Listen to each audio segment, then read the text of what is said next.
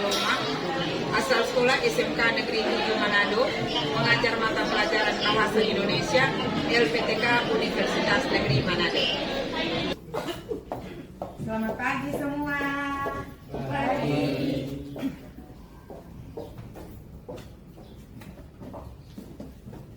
Berdiri siap.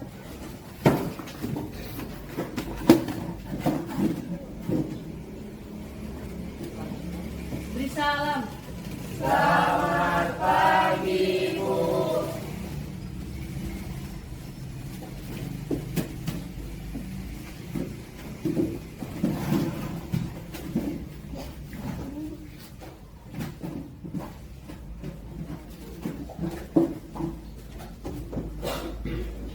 Teman-teman, sebelum kita memulai kegiatan belajar kita, langkah baiknya kita berdoa menurut agama dan kepercayaan kita masing-masing. Dan izinkan saya berdoa menurut agama saya, yaitu Kristen Protestan. Berdoa mulai. Allah Bapa kita dalam kerajaan surga, terima kasih karena Engkau telah menuntun kami semua sehingga boleh tiba di sekolah dengan segala baik. Semoga kami akan memulai kegiatan belajar kami Engkau tuntun kegiatan belajar kami dari awal pertengahan hingga berakhir dengan tidak turun pada waktu itu. Ada yang doa kami, haleluya. Apa kabar semua? Luar biasa, tetap semangat. Yes, yes, yes. Teman-teman, sebelum kita belajar, mari kita menyanyi profil pelajar Pancasila. 1, 2, 3. Belajar Pancasila, beriman dan bertakwa pada Tuhan Yang Esa dan berakhlak mulia. Berkebinekaan global, gotong royong mandiri, kreatif dan bernalar kritis. Oke, silakan duduk.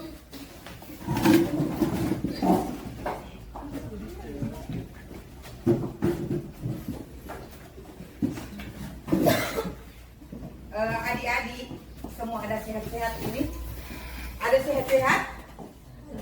Mana semangatnya? Ada sehat-sehat? Oke.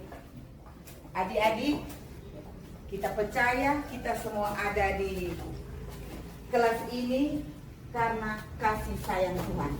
Kita ada sehat-sehat semua karena anugerah dari Tuhan. Oke. Nah, adik-adik, sebelum kita memulaikan materi kita hari ini, apakah masih ingat materi yang minggu lalu? Teks apa yang kita pelajari minggu lalu? Anekdot. Apa kira-kira itu teks anekdot? Masih ingat? Oh, cerita lucu. Tepuk tangan. Apa lagi? Hah? Apa lagi? Hah? Selain cerita lucu, apa lagi itu teks anekdot itu? Walaupun dia cerita lucu, tapi isinya berisi tentang apa? Mengandung kritikan. Oke, tepuk tangan lagi. Walaupun cuaca ya ini tidak mendukung, tapi dengan kesiapan kita ya, semangat kita, pasti pembelajaran hari ini akan berjalan dengan segala baik. Oke, adik-adik.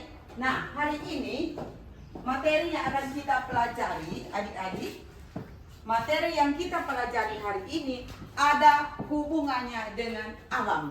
Ada hubungannya dengan apa? Alam. Oke. Ada hubungannya dengan alam.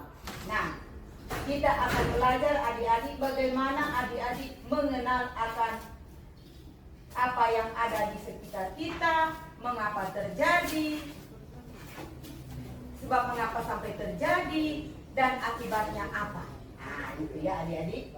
Oke, Ibu lanjut.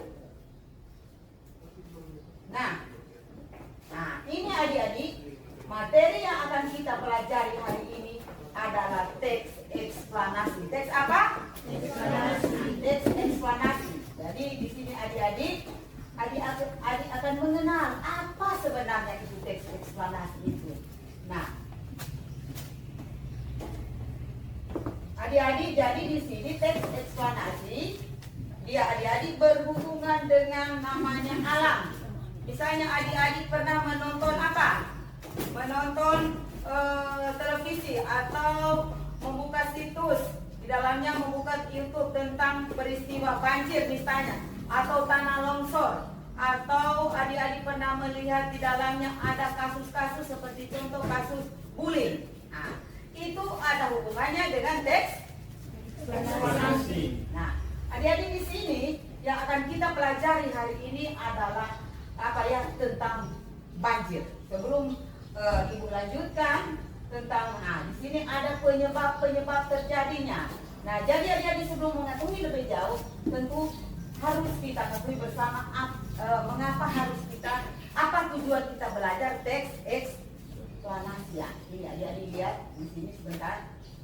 Nah, ini ya. Ibu lanjut.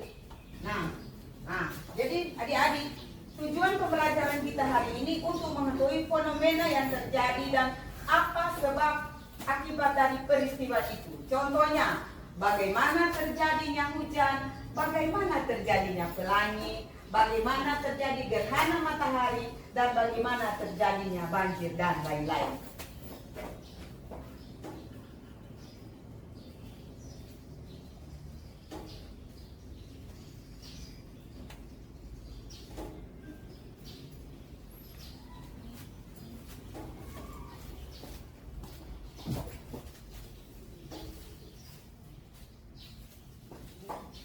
Nah, adik-adik, menurut Kamus Besar Bahasa Indonesia, teks eksplanasi adalah teks yang menerangkan terjadinya proses atau fenomena dirangkai secara berurutan dalam hubungan sebab akibat, berisi informasi yang berdasarkan fakta, biasanya digunakan untuk menjelaskan fenomena alam sosial atau budaya.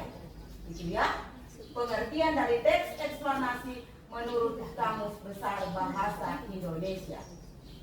Dan selanjutnya, ciri-ciri teks eksplanasi. Nah, ciri-ciri teks eksplanasi adik-adik ada 4, yaitu informasi yang dimuat berdasarkan fakta atau faktual, hal yang dibahas umumnya berisi suatu fenomena yang sifatnya keilmuan atau berhubungan dengan ilmu pengetahuan.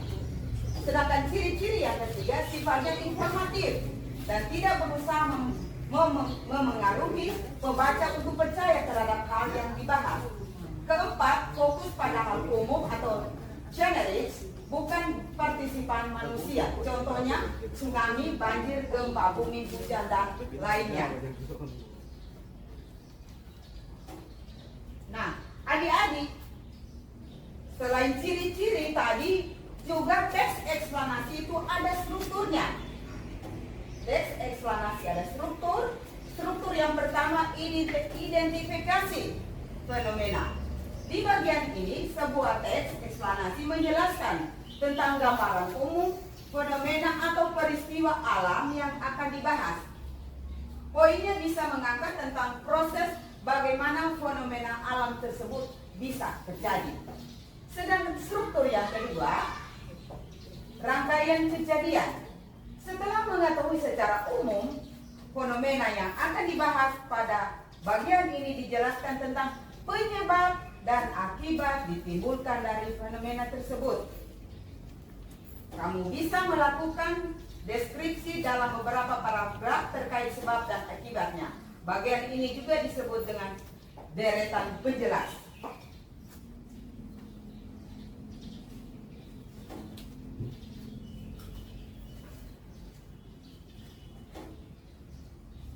Yang ketiga, interpretasi. Interpretasi ini dalam teks eksplanasi dapat dikatakan sebagai ulasan atau penarikan kesimpulan.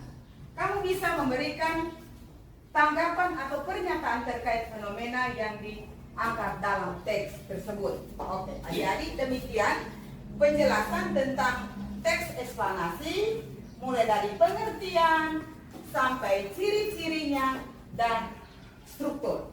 Nah, adik-adik, sebelum kita akan masuk ke diskusi kelompok nanti sebentar, Ibu akan menayangkan video. Jadi video ini Anda akan mengidentifikasi sebagaimana tadi penjelasan Ibu di awal, dari ciri-cirinya sampai strukturnya. Jadi di sini Anda akan tahu, oh iya, sebab terjadinya ini karena ini, iya kan? Akibatnya ini. Oke, sebelum dilanjutkan ada yang mau bertanya? Kita mengerti? Ya. Oke. Nah, adik-adik, sebelum Ibu menayangkan video yang akan adik-adik saksikan nanti dan adik-adik akan mengidentifikasi video tersebut. Ketua kelas, Ibu hanya mau cek ke beberapa ya.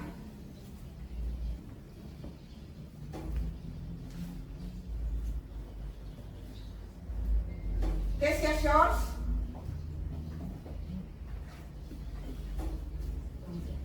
Kesia? Oh, Kesia ada ya?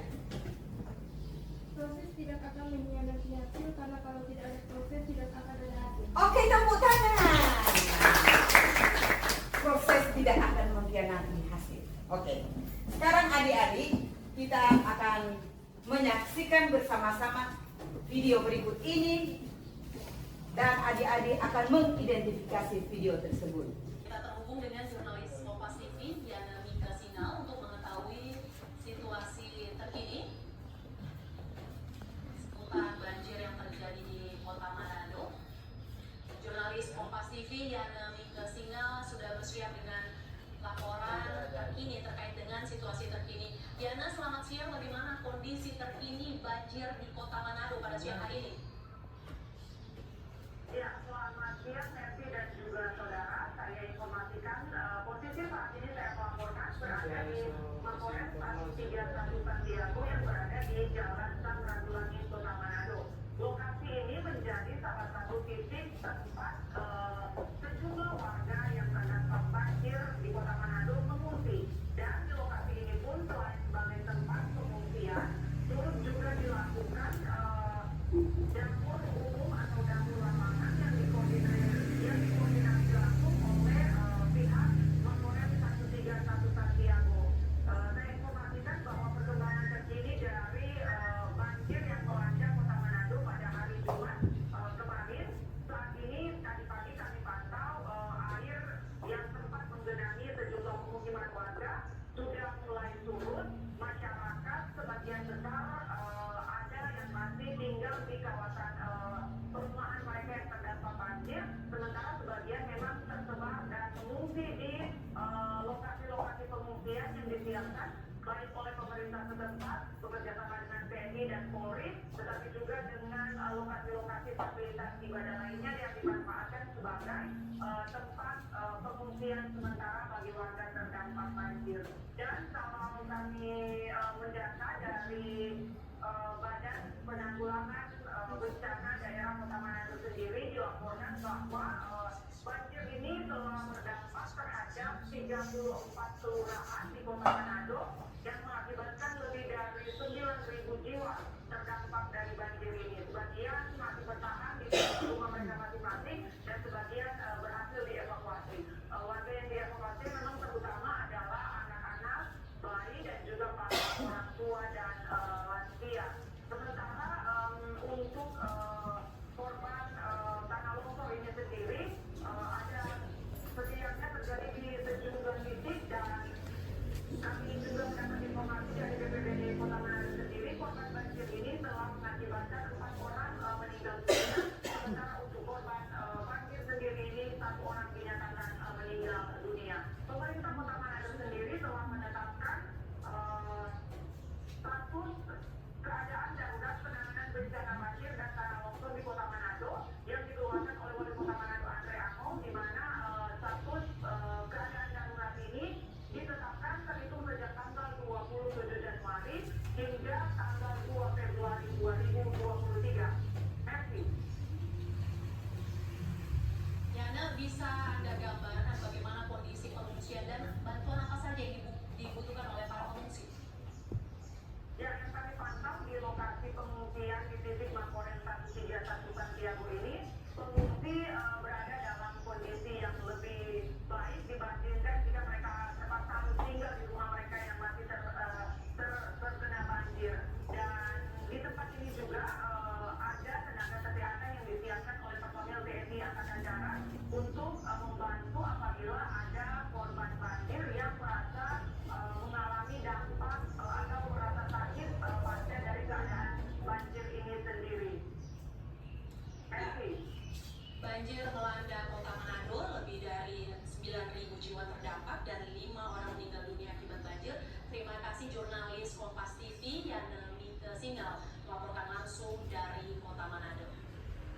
sebentar. Ini ada lembar kerja KTD yang akan Anda isi ya.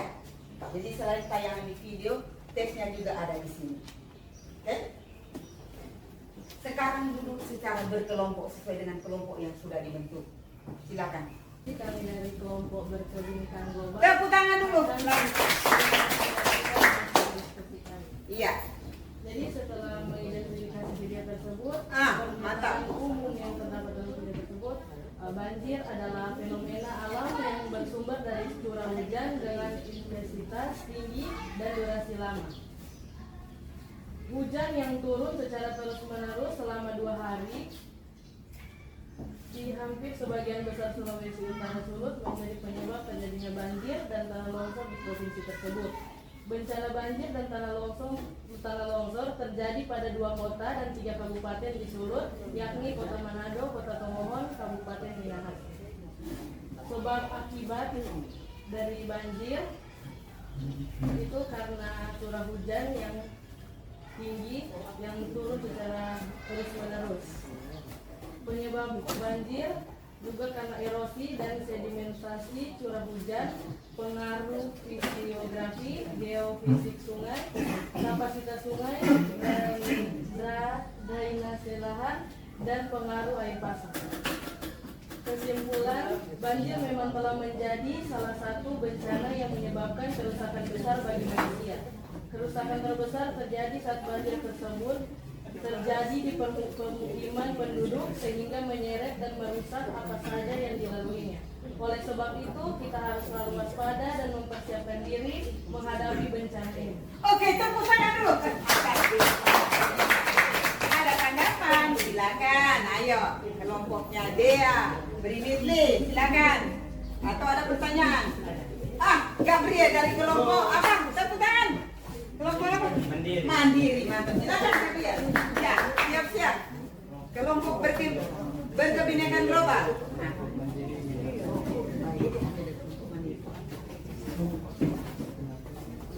Baik, kami dari kelompok Mandiri ingin bertanya kepada kelompok berkebinekaan global, bagaimana tanggapan dari pemerintah terhadap masyarakat yang terdampak banjir tersebut? Oke, tepuk tangan mantap. Ternyata benar-benar video tadi. Iya, tanggapan pemerintah katanya. Ya. Ya silakan. Kelompok berkebinekaan global menjawab pertanyaan dari kelompok Mandiri atas nama Gabriel. Silakan. Ya, mungkin kelompok bernalar kritis kita bisa membantu menjawab kelompok berkebinekaan global. Ayo silakan membantu menjawab. Ayo semangat.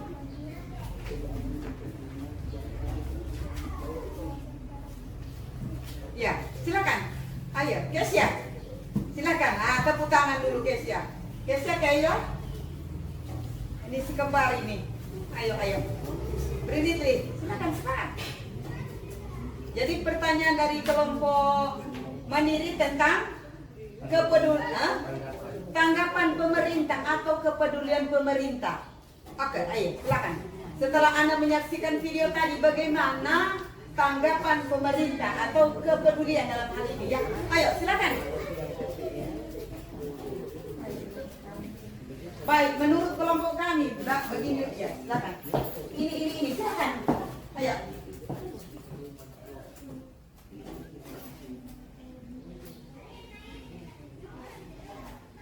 Ada? Silakan. Iya. Oke.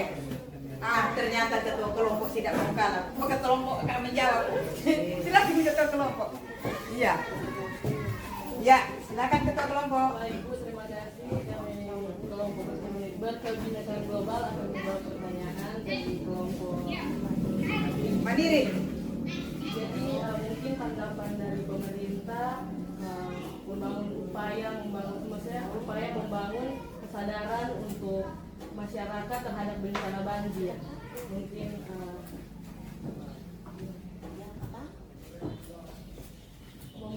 sarana visi menghindari banjir.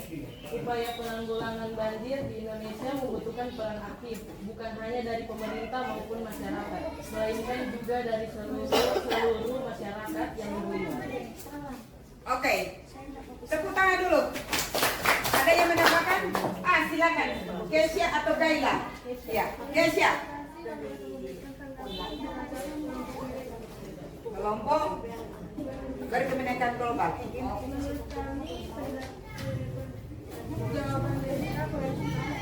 Oh iya, tepuk tangan dulu. Jawaban kurang tepat. Oke, silakan. Ya. Menurut kami, upaya yang diberikan pemerintah adalah dengan memberikan bantuan kepada masyarakat yang terdampak banjir berupa memberikan makanan dan tempat Tepuk tangan. Oke, nah ada dua jawaban. Yang kelompok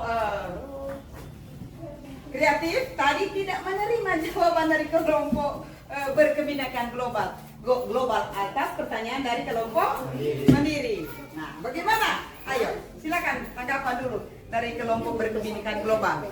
Iya. Kak? Ya, silakan dulu.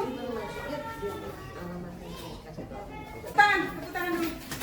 Kira-kira kita mau kalah. Iya. baik. Terima kasih.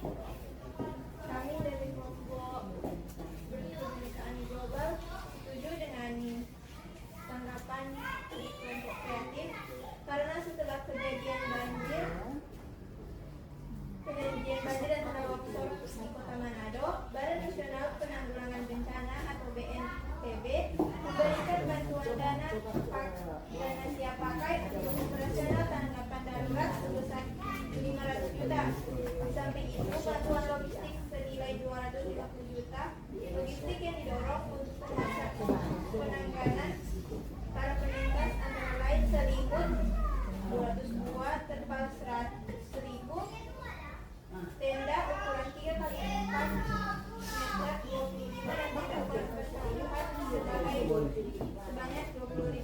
Oke, tepuk tangan. Ya. Ketua kelompok ada? Oke, sekarang kita ke kelompok. Silakan kelompok mandiri. Tepuk tangan lagi Pak kelompok. Semangat kelompok. Keluarga ini orang semangat kita untuk berdiskusi. Silakan. Kami dari kelompok.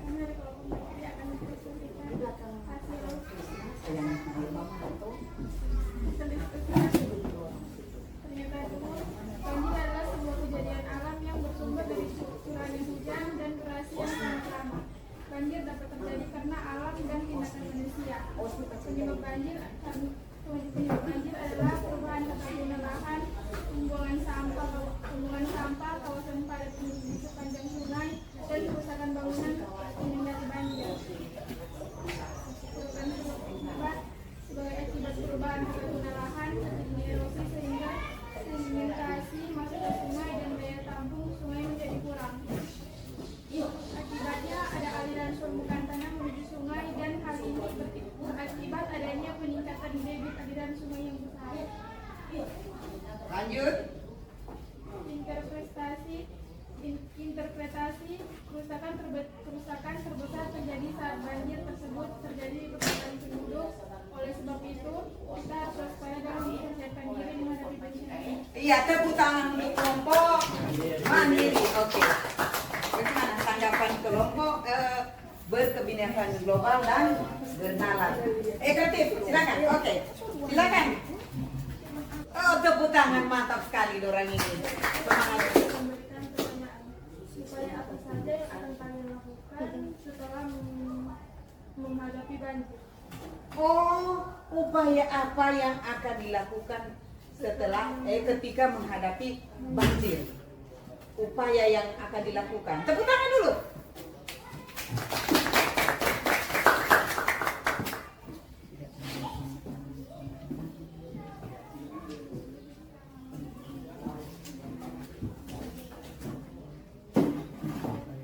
Terima kasih kami akan menjawab pertanyaan dari kelompok kreatif. dijawab. Luar biasa, tepuk tangan lagi. Langsung dijawab. Silakan. Upayanya adalah tidak membuang sampah sembarangan, tidak menebang pohon sembarangan,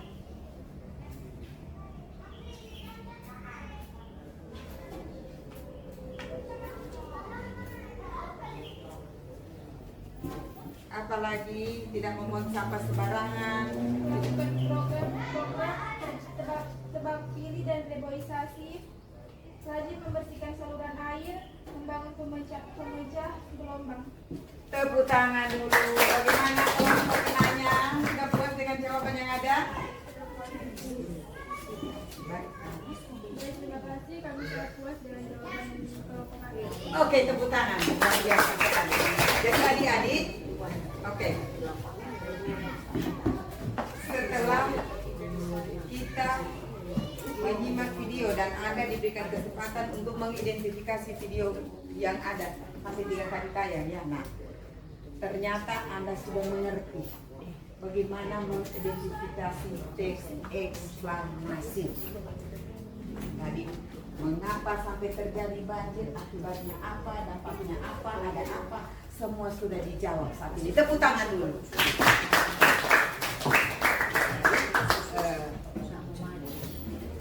Lewat tayangan video tadi juga kita buat kesimpulan bersama-sama ya.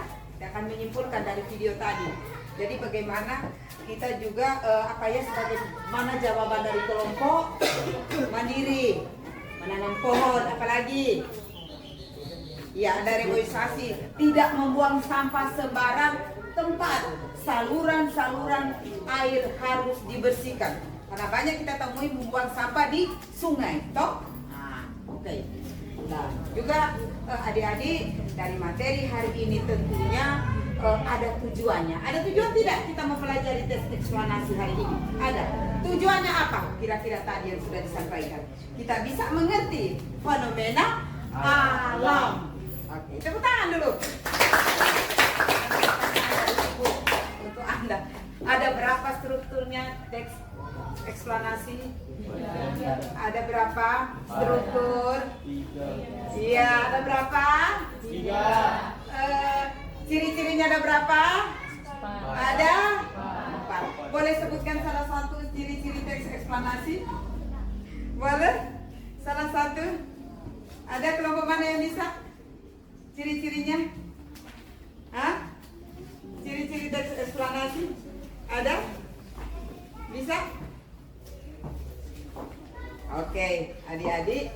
Jadi untuk minggu depan ya, minggu depan kita akan belajar masih tentang teks eksplanasi, dan kita akan lanjutkan minggu depan materi ini. Dan juga selain alam kita akan bicarakan juga tentang masalah sosial ya.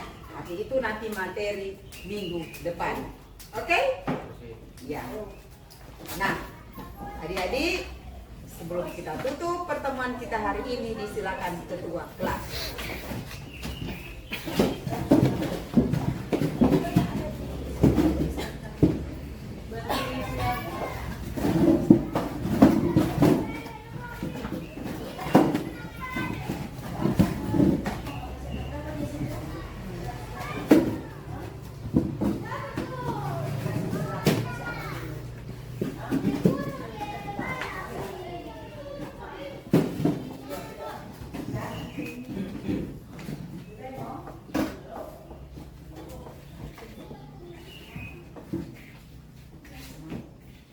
Teman-teman, sebelum kita mengakhiri kegiatan belajar kita, angka baiknya kita berdoa menurut agama dan kepercayaan kita masing-masing.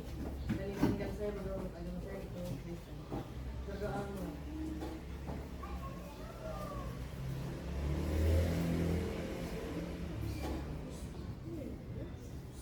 Berdoa selesai. Ucapkan terima kasih.